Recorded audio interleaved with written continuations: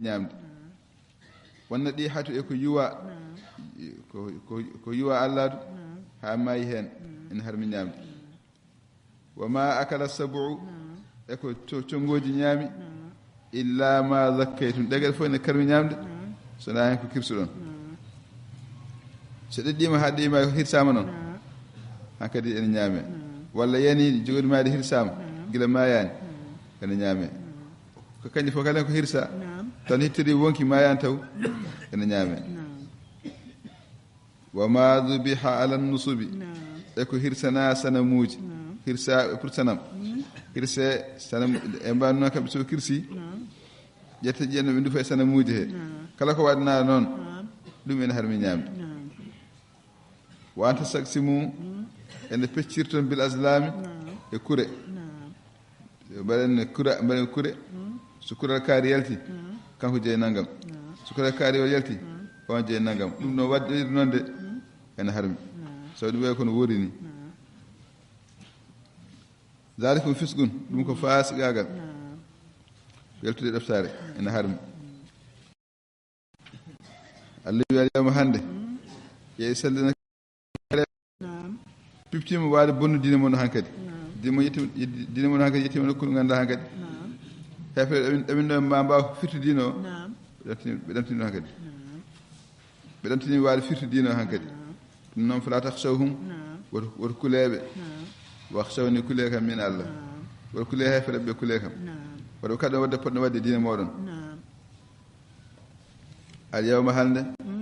akmatu lakum mi timmini ni on mi jokkirni on diine ko diine moɗon diine moon o hande mi timmini ɗum watamam to aleykum mi timmini on nemati nemam hono diine o fof ɗum ko nema allah mawɗo e yimɓe he on nema mi timmini hande e moɗon wardita ko mi welnama on alislamu l'islam diine to banggue diine mi welnama on hen l'islam ɗum won diine mo allah jola mo allah jaaɓi wonande yimɓe won tagorde fof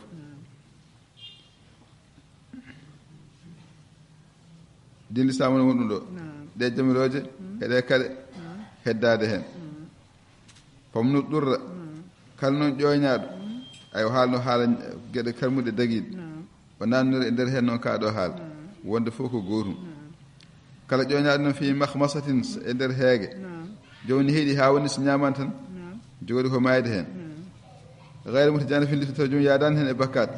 wona ya tan ne yiiɗi ñamde ko harmi tan ala ko feere ala so ñamani o mayat on en dagna ñamde ko wiyaɗo harmiɗo ko fof fa inna allaha sabu allah gafurun kafarowo rahimun jumatoɗo diine o kañum ko diine bebɗo ko diine newiɗo so tawi joomum jogui lora tan yo horlor hoore mum yo ñam ko wiyani harmi ko haadañi ko degui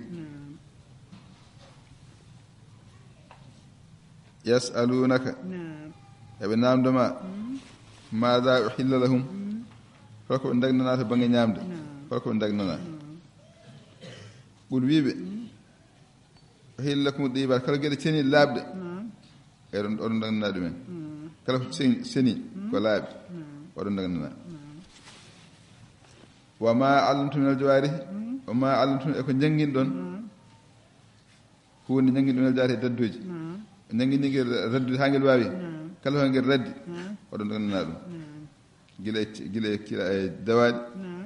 ha e ciiɗe eko nandi hen so gueltino ha wawi raddede so raddani on tan ɗon mbawi ƴettude mukallabin taw noon ko ɗi gurtaɗe hen sa wurtinguel hunde guel nahi nanggoyi ne waɗama ñamde amma so kangel nangan hoorema guel a wurtanguel hen wonnanima ñamde to allimuni hono taw ɗon gande kullon kon oɗon gelta kon mimma allamakumullahu eko allah andini kon eko allah andini on hen ko allah andino waañu on jangini kon ha kon mbawi kala kon mbañi hen ɓay ko onon gurti kon yo kon nanggoy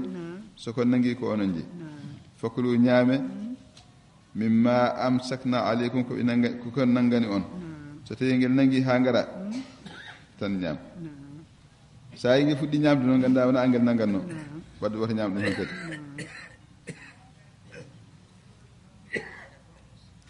eyi gandita noon woni ko an ngel nanggani ko so tawi a wi ngel yo ngel yaah ngel yaha sa ngel woto ngel yaha ngel waasa yaade hay so ngel yihi nangete tata wi ngel woto ngel yaha yahata ngannda ngel ɗo hankadi ɗigui ngel nehima kala ngel nangamma aɗa wawi ñamde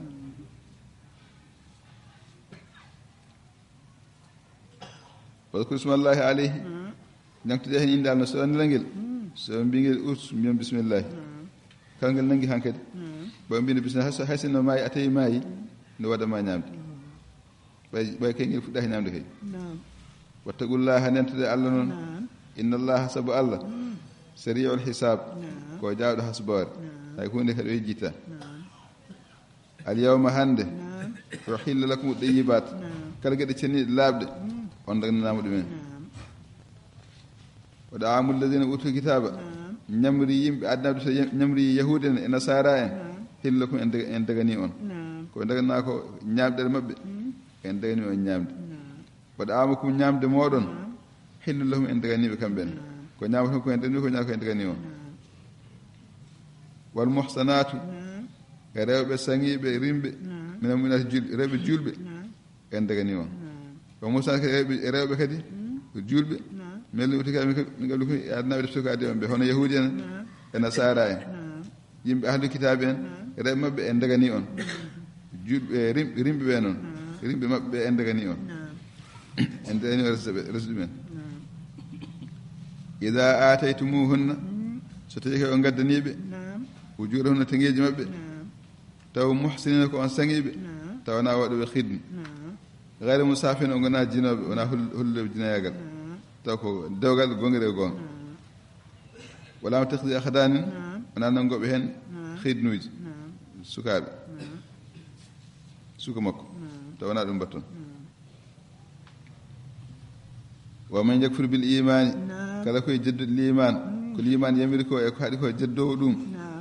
fagad haɓiɗa amaluhu on golle mum pukkima kala ko wonno e moƴƴere wonti bolle puyɗe o yoɓetake ɗum han kadi wowo on fi lakhir lakhir min khasi o jeehete lakhir ko perduɓe o jeehete ko perduɓe to lakhir so mayi hen o tubani ya ayyuhal ladina amanu ya hemon julɓe gonƴimɓe Allah ida qumtum ila salati so ɗon gimmano julde calligoɗe holno calligoto ɗon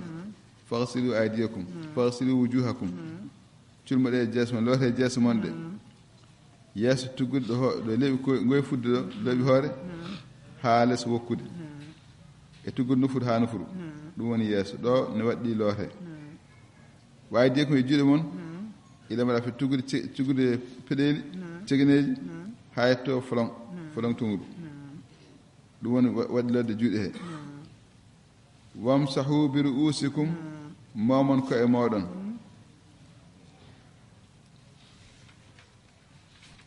warjulakum looton koyɗe moɗon kadi illa ka'abani ha yetto kolɓule ha kolɓule naata e nder lotongal he ɗe geɗe so tawi lootama tan ɗum woni salliga o timmi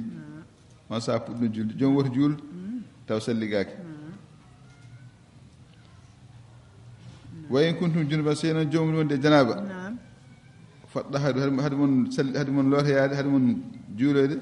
fadda hadu lootode so jomum de janaba ko ma looto salli ɓolo yonta ɗon han kadi ɓanndu fof ma leppa ndiyam ɓanndu fof yigge tawi wonde anniye gati ene reggondir wayin kuntum marda so tawi noon on cellani on cuusamimde ndiyam ɗam walla on mbawa lootade walla on mbawa salligade aw ala safarin walla gonɗon koye ɗanngal ndiyam ala aw jaa ahadum minkum walla goto mon arti minal gayɗi dow wuro yaano dow wuro arti heɓani ndiyam aw lamassumun nisa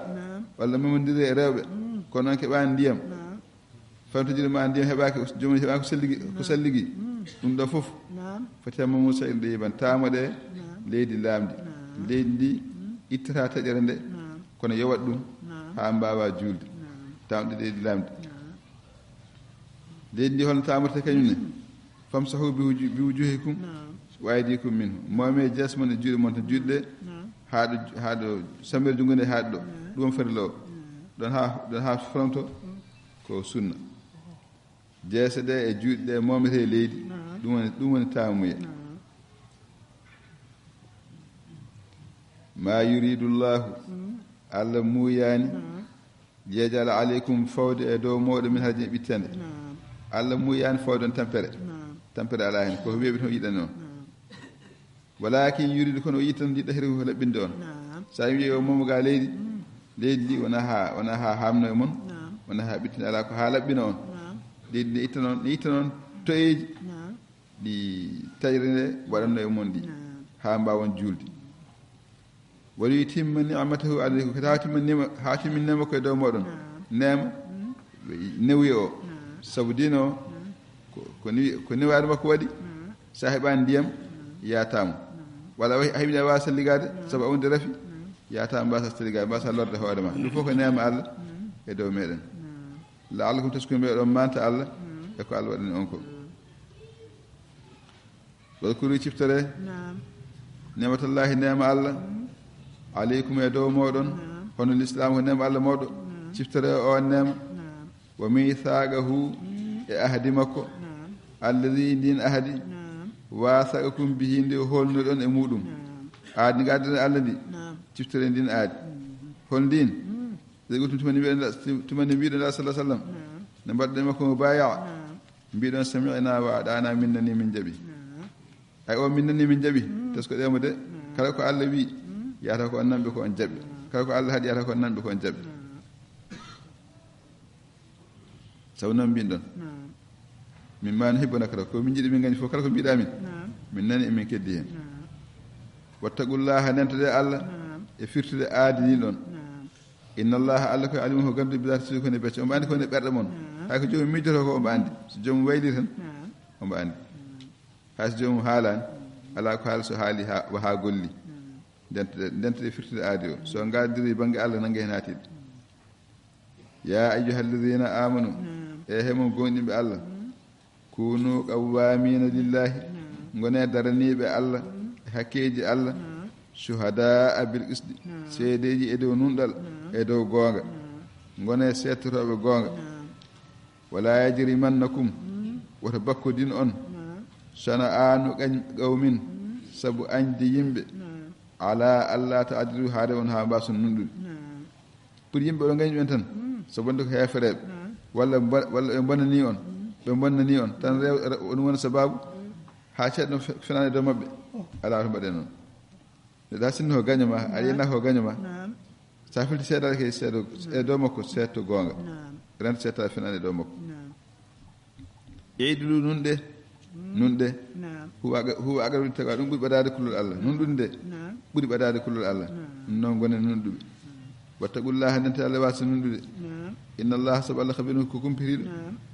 bima ta'maluna mbatton ko Allah humpiri mbatton ko fof so nunɗi omo andi so nunɗani omo andi nden noon nunɗe ngati Allah humpiri fof jomum wi andu ko Allah woni e gollodirde ɗo gollata ɗo ko Allah woni e gollodirde yo rento wadde toon ko laaɓani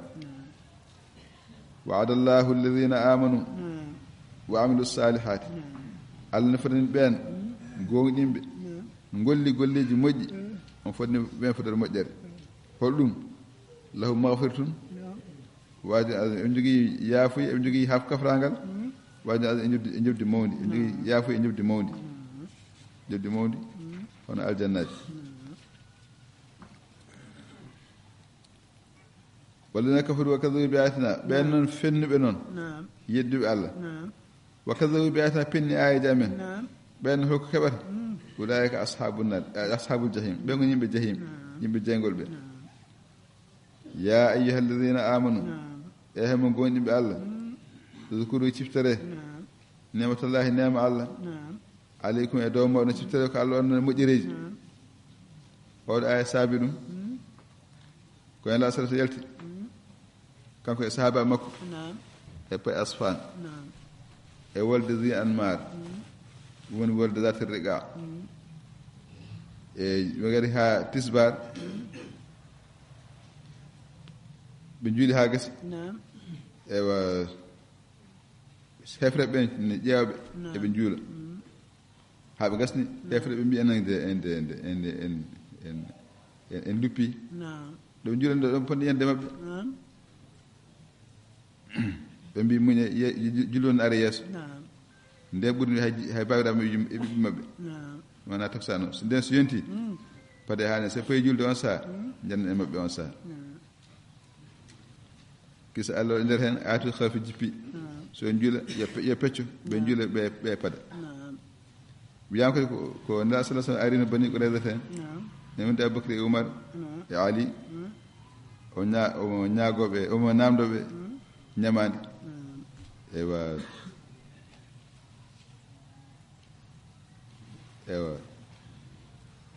won julɗo warno toon goɗɗo e dow juumre wata mo ƴewta ñamade pour ko waltori ɓe mbawa idde wawa yoɓede ɓe mbiya Abul Qasim ɓe noddima joni joɗɗo ha mi ñammima kam mi waɗa hunde dokkuma ko mbiɗa ko min tottuma ɗum jiɗnima e nokku ndeke ɗo joɗnima ɗo ɓe jiɗi ko yaade dow e berlomo hayre o maaya ɓe jiɗi ko wardemo ɓe jiɗi ko janfademo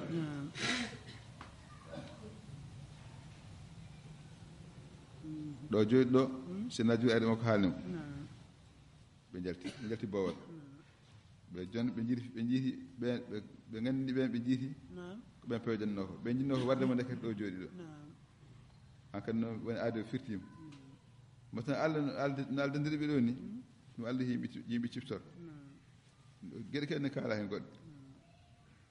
ciftore ene nema Allah e dow moɗon ida hamma qawmun sa andi yimɓe woɓɓe kimmiri hono ko région koɓe ko nandi hen en yeftu ilaykum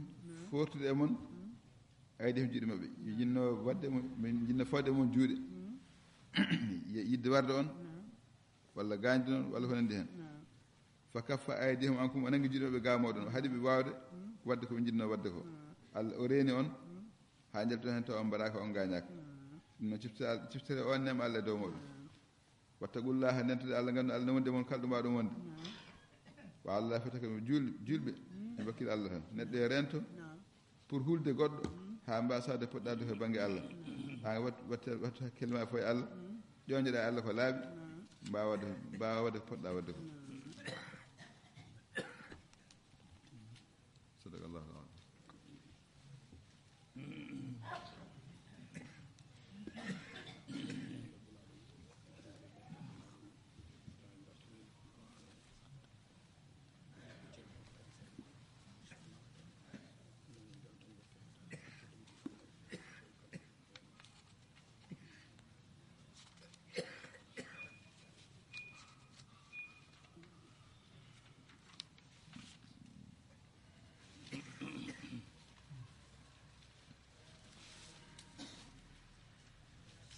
بسم الله الرحمن الرحيم سورة هود قال الله تعالى ألا إنهم يثنون صدورهم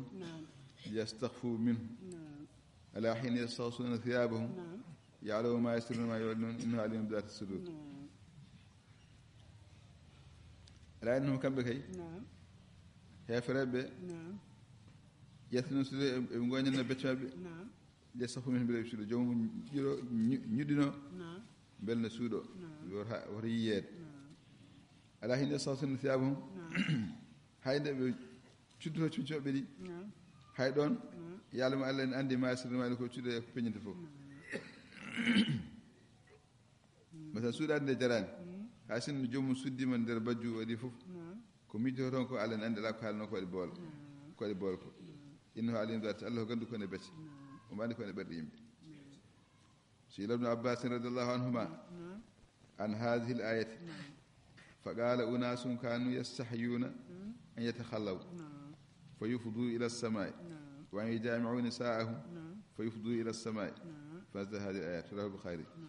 ابن عباس نعم رضي الله عنهما عن هذه الآية آية بيو يمبي نيدو نتشودو هول آية هول كفيرتي فقالوا أناس كيم بغندا كانوا يستحيون بكرسنو يتخلوا يا دور بورتو ها بكده بالود يا دور بكرسنو فيفتي اسمان بكوتشي اسمان نيابه دum hersintunoɓe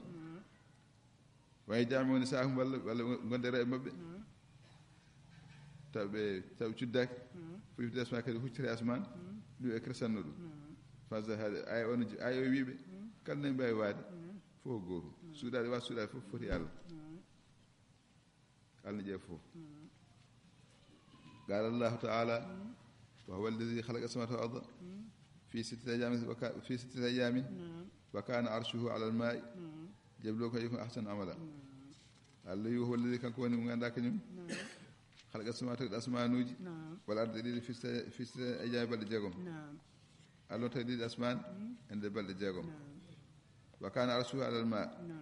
عرش مكوكي ونوك يدون ديام وتجي أنن جبلوكم بها دربون أيكم أحسن هم بدو مجرد قلة هم بدو مجرد قلة نو يدرب بطون ها وان والله هو اللي عن أبي رزين رضي الله عنه قلت يا رسول الله أين كان ربنا قبل أن يخلق خلقه قال كان في أماء ما تحته هواء وما فوقه هواء وخلق عرشه على الماء أبي رزين رضي الله عنه قلت بي يا رسول الله وإن الله صلى الله عليه وسلم أين كان ربنا هل تجمن ونو هل تجمن ونو قبل أن يخلق هل مكتئب تقول مكنه هل مكتئب تقول هل تو ونو قالوا كان في أماء wonno ko ngumna mana ko nibere hay got anda do sifrako non tan biire ngumna biire ko ngumna ma tatu hawa to wonno do lesmum we alahi ma fagu hawa on dum we alahi dum holno famato wa khala al-salama wa tagi asma ko do ndiyam rahat al-midi بسند حسن قال عمر رضي الله عنهما سمعت النبي صلى الله عليه وسلم يقول يدنو من ربه حتى يضع عليه كنفه فيقرره بذنوبه تعرف ذنب كذا يقول يا ربي أعرف مرتين فيقول استرتها في الدنيا وأغفرها لك اليوم ثم يودع صحيفة حسناته وأما الآخرون بالكفار فينادى على رؤوس الأشهاد هؤلاء الذين كذبوا على ربهم ألا لعنة الله على الظالمين رواه الشيخان سيدنا عمر قال وي سمعت من النبي صلى الله عليه وسلم يقول من النبي صلى الله عليه وسلم يدم أمير يندعو سعري جل بدو جون بدو الله حتى يضع عليه كنفه ها فوي بدم جون دير مكون كالله ها فوي دو جل جون دير مكون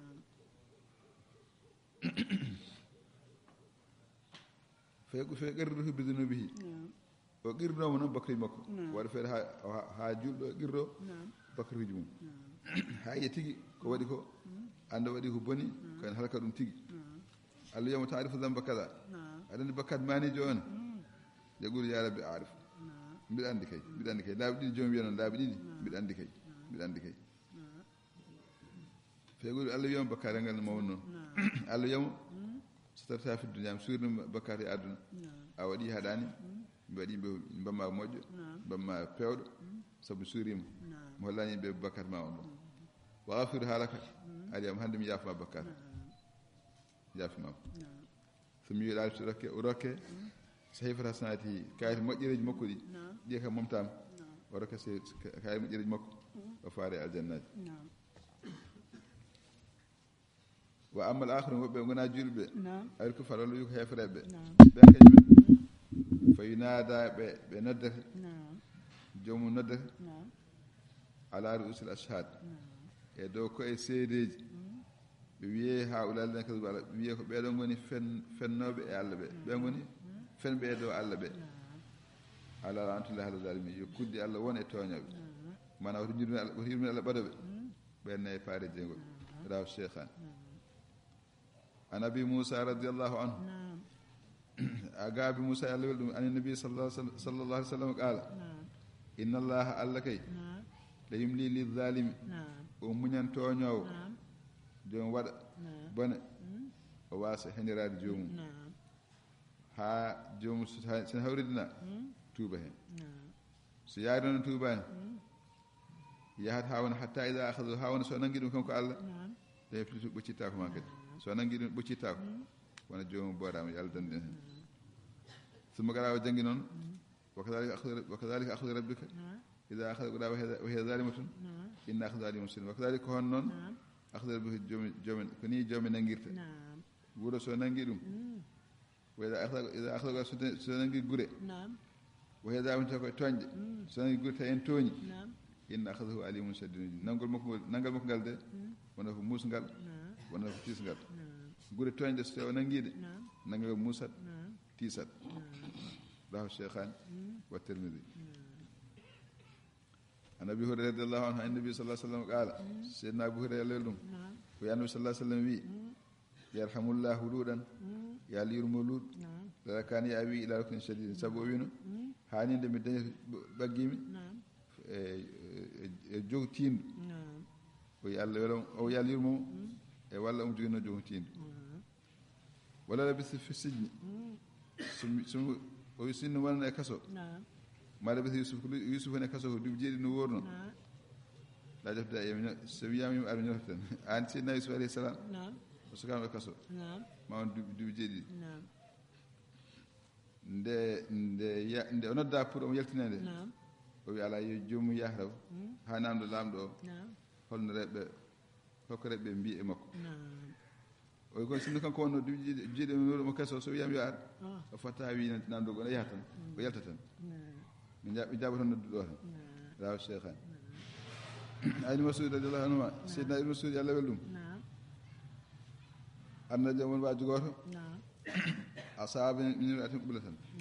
o heeɓi debbo o heeɓi mum ɓuucande o ɓuuci debbo janan fata nabi sallah sallam ari annabi sallah sallam fa zakar lahu dalika o haalnira o winnaɗa minde hannde ɓuucima debbo janan jonno ƴeew ko ñaaɗa am ñaawa fon so alihi jippina e makko nda sallah sallam o wiya waaqim salata dara fa inna haari wa zulafa min alleyli inna hasanati yudhibna sayyi'at ya tuppir julde dara fa inna haari subaka e kiiɗi subakaaji e kiiɗi tuppir hen julde e hunde e jamma he mana waktu joyɗi ɓe mbi ko ɗi cifreɗo toppir ɗum tan inna hasanati sabu moƴƴereji ɗi yusufde sa en nawa boneji ɗi moƴƴereji ɗi en yitta boneji ɗi zalika allah wi so goppi bakkaji mawɗi tan mi yaafo on tokosi ɗi nden so joomum tinnima e julde waktuji ɗi tinnima e farillaji ɗi reddi bakkaji ɓurde bakkaji mawɗi ɗi bakkon tokoson kon kono allah ne yaafi ɗum qala rajul waajo wi ali haadi mbele ko min tan jeeyi ɗum ni ko min tan jeeyi ndeɗo ñaawore min tan rokka ɗum qala o wi liman amila biha min ummati kala baaɗo wadde e leñalal ngol bakkati tokosi ɗi ni ene yaafa wona tan goto ka yimɓe fof dokka rahu cheikhani wa tirmidi an abil yasari radiallahu anhu o abil yasari qaalo wi atatimi ra'atun debbo ari am tabtawa tamaran en yeeya tamaro fa qultu laha mbimomi inna fi bey tamaran am soda ari kay soda tamaro debbo ari soda ari am no soda tamaro tami yiye tamaro bowolɗo o yii ɗum ha gasa fa qultu laha mbimomi noon punktumomi mbimomi inna fi bey tamaro aɗa ƴabba mi jogui tamaro nande suuto a ƴabbimi to ɓuuri welde oɗo tamaro ari o naade debbo nder suudu fo dakala mayi o naddi am familta ari ha goni e makko fo qabbalta ha ɓuuci mum jon noon nimsumi mammi ko fa salta ababacrin jaami namni aboubacry holno mbaɗami fo qaala wi kam ustir ala nafsika suur hoore ma allah suurima suur hoore ma wala tax bi adama haalan hay goto koye o tuɓi allah tuuban allah tan mbaɗɗa ko gacca kono ayi laaɓal makko oɗon ɗum ko waade hejje makko kono asdude ɗon ko muñde wa salatu rasulullah sallam jaami la sallallahu alaihi wasallam namdi mom fo qaala wi kam a halafta ghaziyan في سبيل الله في أهله بمثل هذا أتمنى أن لم يكن أسلم إلا تلك الساعة فمن في سبيل الله في أهله بمثل هذا حتى تمنى أنه لم يكن أسلم إلا تلك الساعة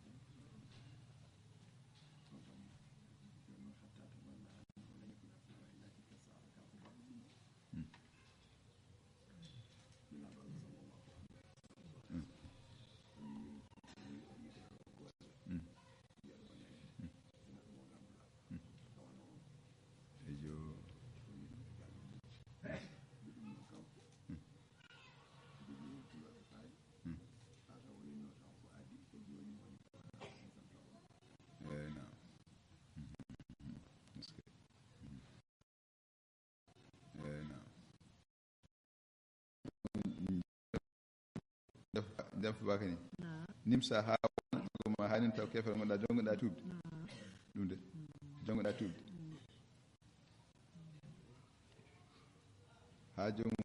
jomum hula est ce que yimɓe jengol jeeya waɗa rasulullah sallallahu alaihi wasallam jimi noon deƴi ko juri hatta awha llahu ilay ha allah wahiye makko wonde aqim salata ɗo fayni haadu zefene leɗi toppiti julle ɗe tan subaka e kikiɗe e hunde e jamma he subaka o julde subaka nde kikiɗe o tisbaɗo taksan hunde e jamma o futire gueeƴe eyo الآية فقرأها علي رسول الله صلى الله عليه وسلم حالك آية فقال أصحابه يا رسول الله الصحابة بن بمن الله صلى الله عليه وسلم هذا خاصة أم للناس عام قواتهم قوة جندي ناور له يمفون جيرو قال بل للناس عام يا أخي يمفون جي ناور له لا تلمذي بسند حسن نسأل الله سترة وفتن الحال والمعال إنك على سترة إنك على أهل المد أدنى الآخر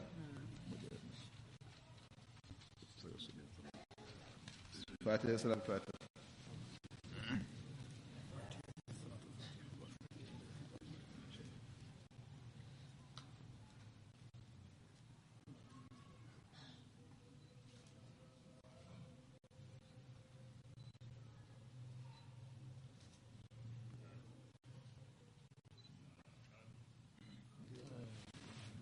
الله يلا جاب